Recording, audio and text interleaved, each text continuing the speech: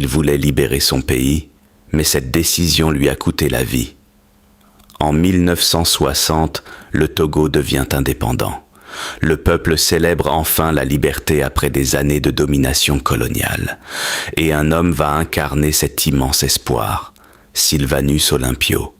Calme, intelligent, respecté, mais surtout déterminé à construire un pays totalement autonome.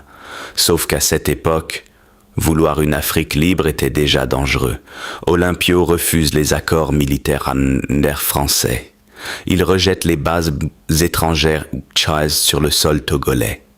Et selon plusieurs récits historiques, il envisage même une monnaie nationale indépendante du franc CFA. Mais ce n'est pas tout. Là où beaucoup de dirigeants renforçaient l'armée, lui décide de la réduire. Son objectif, investir l'argent du pays dans l'éducation, la santé et l'agriculture. Une décision qui va créer des ennemis dans l'ombre. D'anciens soldats togolais, formés par l'armée française, reviennent alors au pays.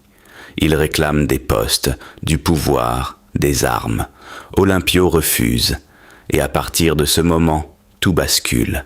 La colère grandit discrètement. Des militaires commencent à se réunir en secret.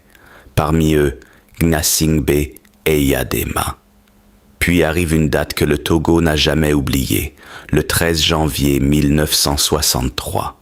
Avant même le lever du soleil, des soldats encerclent la résidence présidentielle. Olympio tente de fuir vers l'ambassade des États-Unis, mais devant les grilles, des tirs éclatent. Le premier président du Togo tombe sous les balles, 3 ans seulement après l'indépendance. Et ce qui choque encore aujourd'hui, c'est que son rêve était simple. Un Togo libre, autonome et debout, pas un empire, pas une dictature, juste une nation indépendante. Mais parfois, les hommes les plus dangereux pour le système ne sont pas les tyrans, ce sont les dirigeants intègres. Et toi, tu connaissais cette histoire ?